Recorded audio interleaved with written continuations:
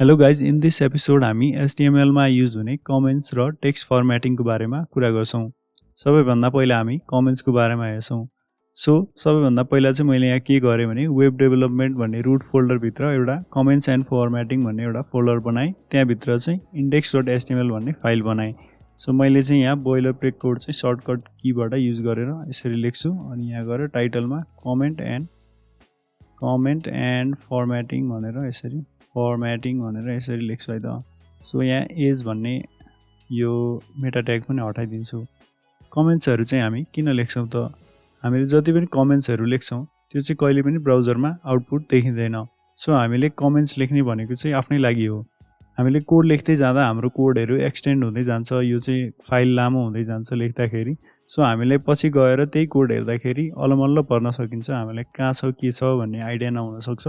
हामीले पहिलेदेखि नै स्ट्रक्चर बनाएर एउटा कमेन्ट लेख्दै सेक्सन्सहरु छुटाउँदै गयो भने चाहिँ हामीलाई पछि गएर हेर्न एकदमै सजिलो हुन्छ।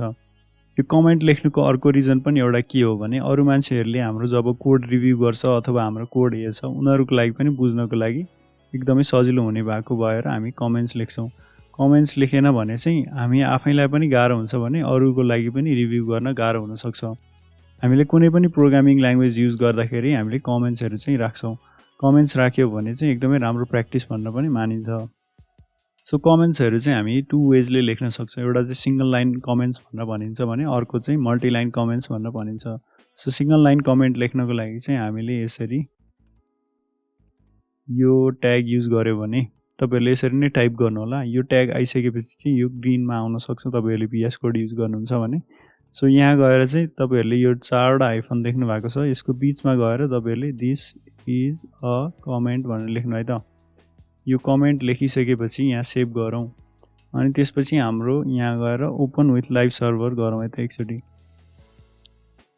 एज यु क्यान सी यहाँ केही पनि आउटपुट आएको छैन। हामी एकचोटी यहाँ गएर इन्स्पेक्ट पनि गरौँ है त। राइट क्लिक गर्नुस् अनि त्यसपछि यहाँ गएर इन्स्पेक्टमा क्लिक गर्यो भने यहाँ वी क्यान सी हाम्रो दिस इज अ कमेन्ट भनेर एउटा कमेन्ट आएको छ अनि एउटा चाहिँ code injected by live server भन्ने पनि आएको छ। यो चाहिँ लाइभ सर्भरले आफै राखेको कोड हो, यो कमेन्ट वाला कोड र स्क्रिप्ट वाला कोड चाहिँ। तर हामीले लेखेको यो कमेन्ट चाहिँ यहाँ आएको छ, तर यो कमेन्ट चाहिँ यहाँ स्क्रिनमा आउटपुटमा चाहिँ आउँदैन। र अर्को एउटा इक्जाम्पल हामीले h1 एउटा ट्याग लेख्छु म यहाँ हेलो युनिभर्स भनेर यसरी लेखेँ अनि तल गएर यहाँ p ट्यागमा हे देयर भनेर लेखेँ है त।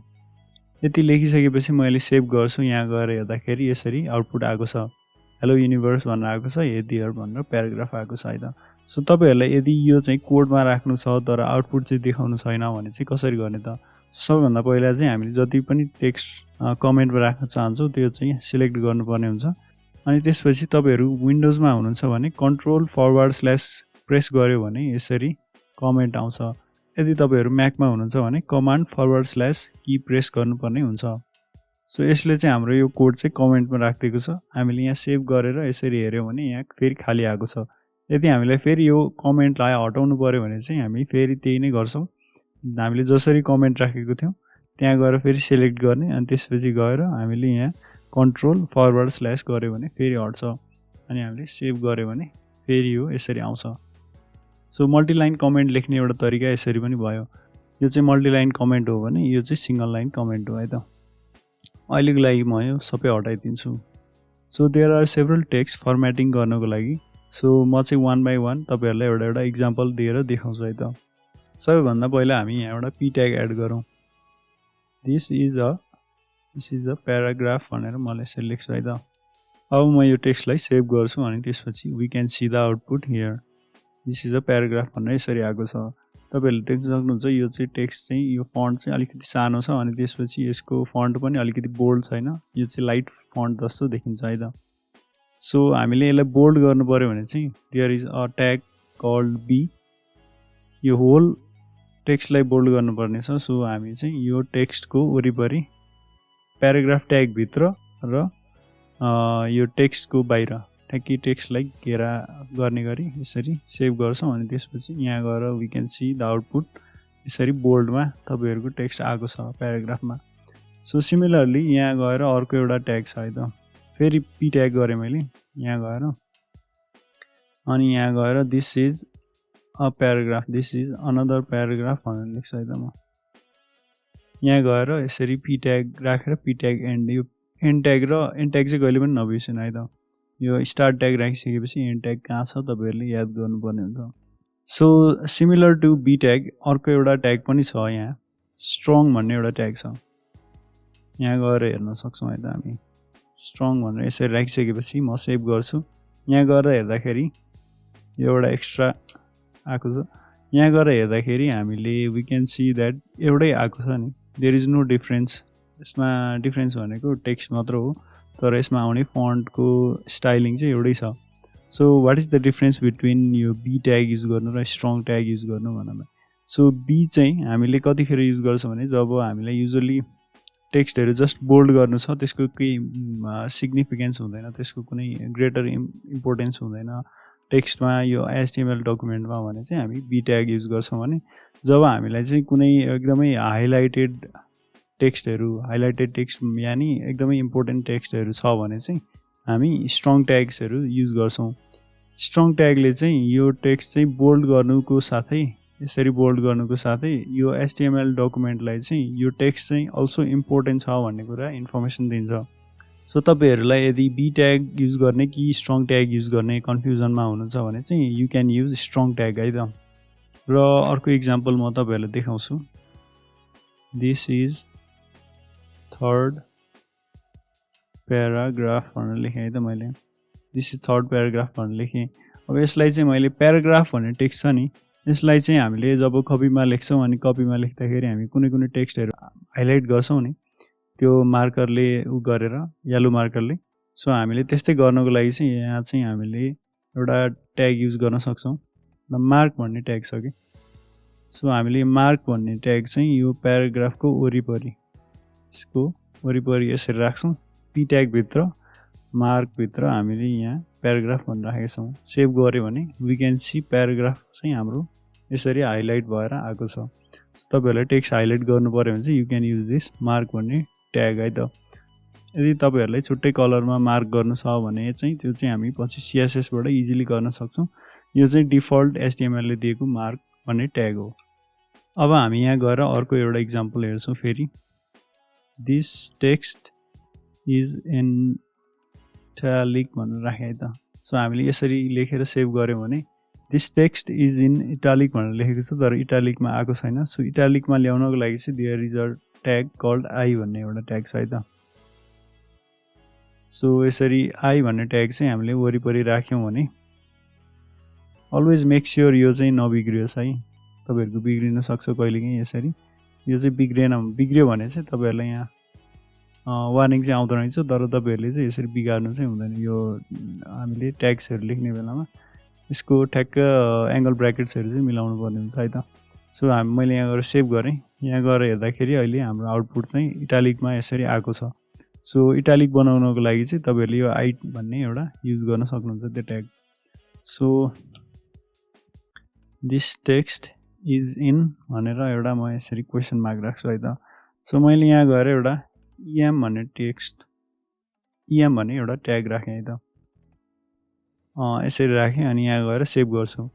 सो सेभ गर्दाखेरि यो चाहिँ कस्तो आउटपुट आउँछ होला गेस गर्नु त। सो यहाँ गएर हेरेँ मैले। सो सेम आउटपुट आएको छ। यसमा पनि हाम्रो बी ट्याग र स्ट्रङ ट्यागको डिफ्रेन्स जस्तै हो।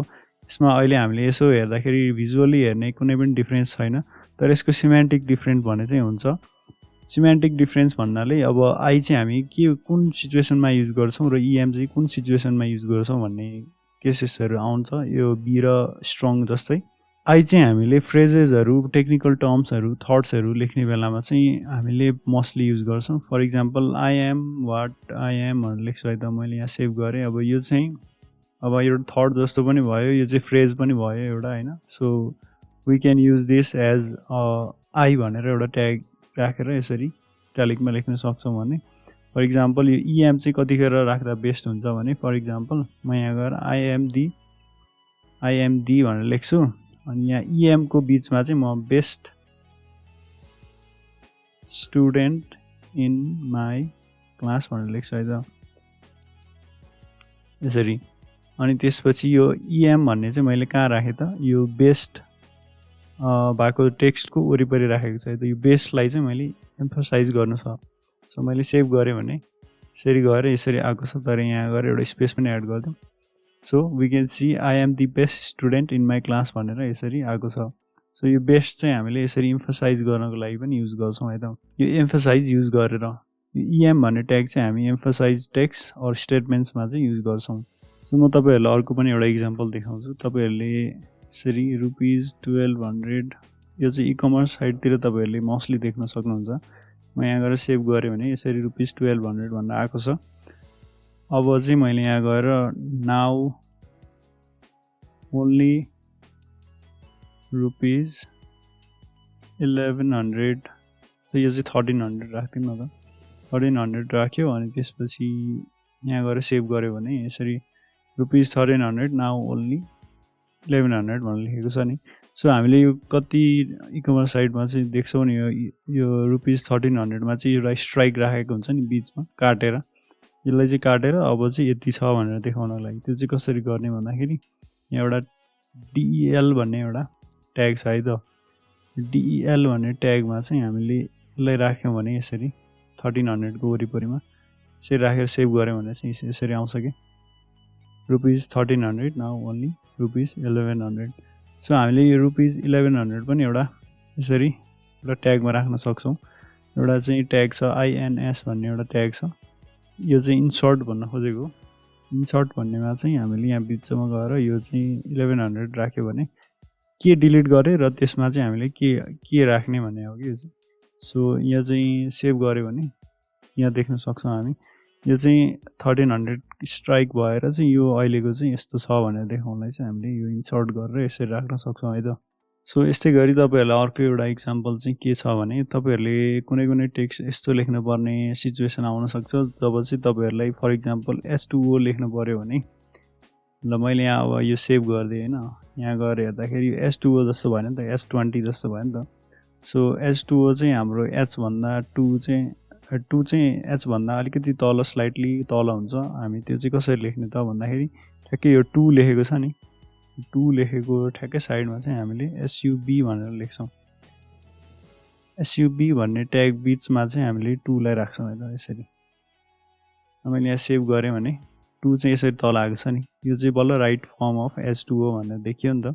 सो हामीले यो तल राख्नुपर्ने टेक्स्टहरू चाहिँ यसरी 2 भनेर राख्न सक्छौँ। हामीले पुरै एउटा टेक्स्ट पनि यसरी सबमै राख्न सक्छौँ होइन। H2O नै भनेर राख्दै त मैले सब यसरी पुरै गरेँ भने चाहिँ यो सानोमै आउँछ, यो तलपट्टि आइरहेको छ कि। सो यहाँ गएर हामीले अर्को पनि एउटा इक्जाम्पल देखाउँछु म तपाईँहरूलाई। सो हामीले पहिलेदेखि सानोदेखि A+B² को फर्मुला देखेको होला स्कुलमा पनि। सो त्यो लेखौँ है त यहाँ कसरी लेखिन्छ। A+B भनेर यसरी लेखेँ मैले। अनि त्यसपछि यो whole स्क्वायरको equals to A² + 2AB + B² हुन्छ नि। यहाँ गएर सेभ गरेँ, यहाँ गएर हेर्दाखेरि त यो त A+B को 2 ले मल्टिप्लाई गरे जस्तो देखिन्छ A+B लाई। अनि त्यसपछि यहाँ गएर A2 2AB + B2 भनेर आएको छ। यसरी त लेख्ने होइन। सो यसलाई हामीले त माथि लेख्नुपर्ने हुन्छ नि, अघि यो तल लेखे जस्तै यो माथि लेख्नुपर्ने हुन्छ। So there is another tag, यहाँ गएर SUP भन्ने एउटा ट्याग छ। यो SUB को फुल फर्म चाहिँ यो चाहिँ सबस्क्रिप्ट हो भने यो चाहिँ सुपरस्क्रिप्ट भन्न भनिन्छ। सो तपाईँहरूले याद गर्नुपर्ने हुन्छ, कहिलेकाहीँ चुकिन सक्छ यसमा।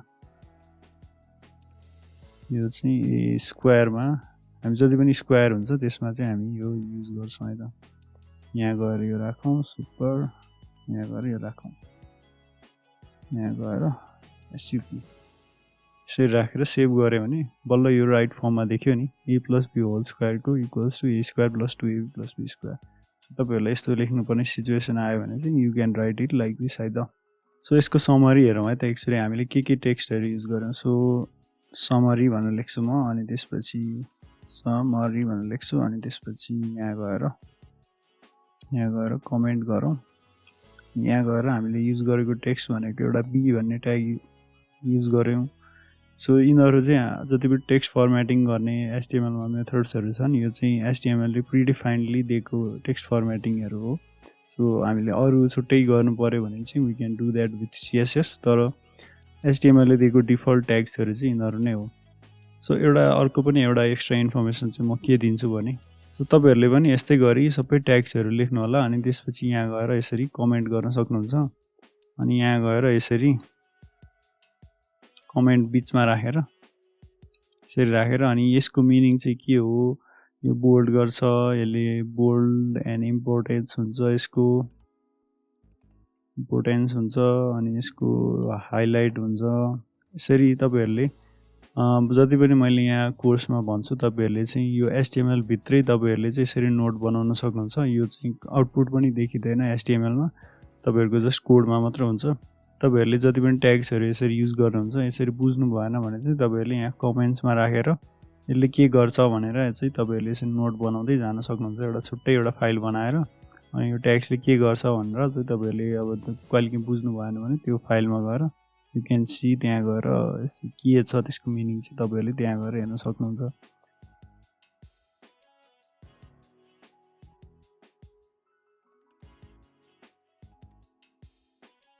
अबको नेक्स्ट एपिसोडमा we will talk about HTML मा युज हुने इनलाइन CSS।